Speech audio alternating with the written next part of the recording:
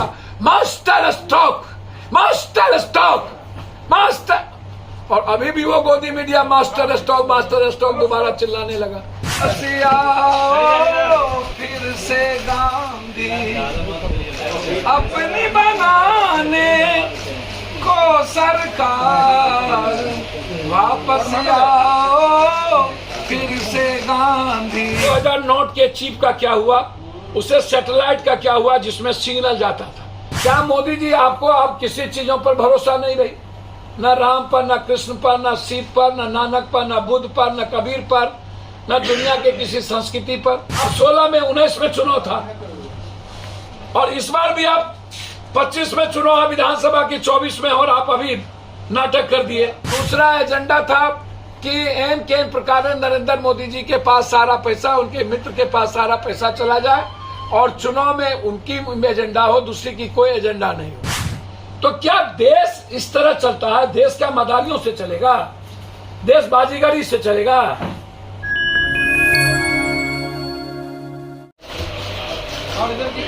वापस आओ फिर से गांधी, वापस आओ फिर से गांधी, अपनी बनाने को सरकार, वापस आओ फिर से गांधी। देश के आती बस अब यही पुकार, वापस आओ फिर से गांधी, वापस आओ फिर से सुभाष जी, वापस आओ फिर से भगत सिंह। अब सामने सामने।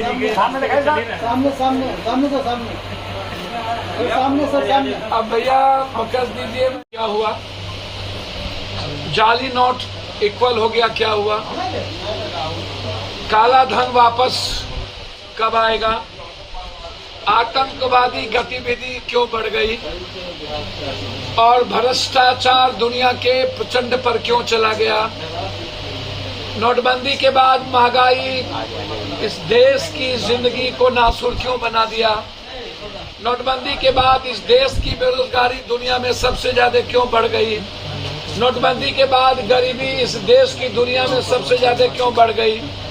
नोटबंदी के बाद इस देश में आप अपने कितने मित्रों को दुनिया का सबसे ज्यादा बेनिफिट दिया? नोटबंदी जब 2016 में आपने की थी तो उस वक्त गुप्त एजेंडा बिल्कुल था कि आपको सत्ता में इनके प्रकार आना है। पहले से आपने साजिश रची और बिल गेट्स के कहने पर, बिल गेट्स क्यों? बिल गेट्स इस बार भी ये बिल गेट्स के कहने पर 2000 लाया। बिल गेट्स चाहता है कंप्लीट हर चीजों को डिजिटल कर देना दुनिया में, ताकि उस इन बाहर के लोगों को भारत की एक एक चीज कब्जा में करके रखने का उनका जो प्लान है डिजिटल मीडिया का, डिजिटल, वो बिल गेट्स उसमें पूरी साजिश उसमें रच ली। तब भी और अभी भी दो गुप्त एजेंडा था। एक गुप्त एजेंडा था कि भारत को डिजिटल करके वर्ल्ड के हाथों में दे दिया जाए और भारत की भूमिका खत्म कर दी जाए। दूसरा एजेंडा था कि एन के प्रकार नरेंद्र मोदी जी के पास सारा पैसा, उनके मित्र के पास सारा पैसा चला जाए और चुनाव में उनकी एजेंडा हो, दूसरी की कोई एजेंडा नहीं हो। अब मैं ये जानना चाहूंगा कि 54,000 करोड़ रुपया जो गायब है वो कहाँ गायब है? आप बोलते क्यों नहीं? 54,000 करोड़ रुपया।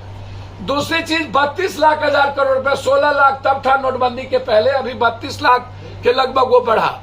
फिर ऐसी क्या जरूरत पड़ गई इनको 2,000 रुपया? जब आप 2,000 रुपया लाए, आप उस वक्त बार बार कहते थे, मैं गोदी मीडिया जो था वो बार बार चिल्लाता था master stroke, master stroke, master.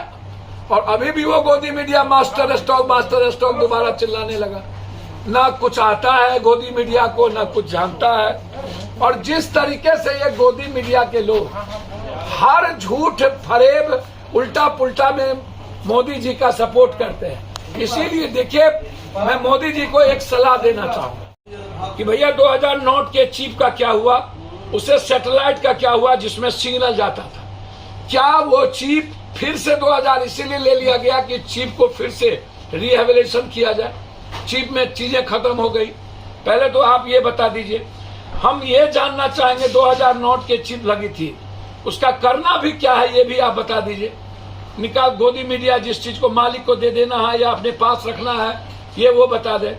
दूसरी चीज, क्या घर में अनाज से लेकर तसला, बैलन, पर्दा, टेबल, कुर्सी, पुराने सारे कपड़े हम लोग वापस कर दे कि रखते हैं, ये भी आप हमको बता दीजिए।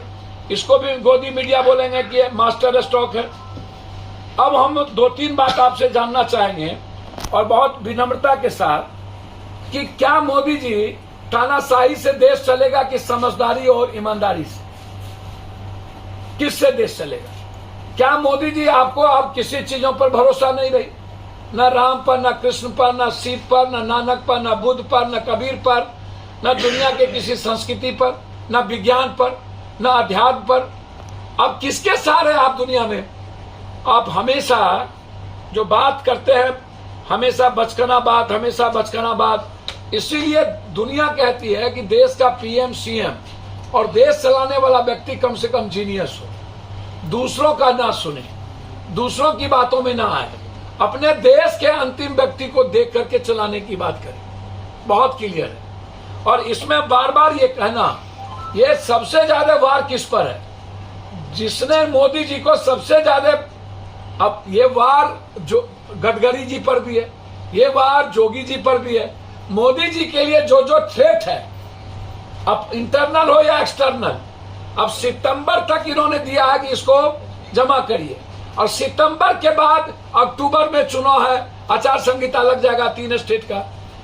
ये आप पूरी दुनिया को, अगले बार भी चुनाव, आप 16 में, 19 में चुनाव था, और इस बार भी आप 25 में चुनाव है विधानसभा की, 24 में, और आप अभी नाटक कर दिए। तो क्या देश इस तरह चलता है? देश क्या मदारियों से चलेगा? देश बाजीगरी से चलेगा? देश आम आदमी की जिंदगी कैसे बचेगी उससे चलेगा?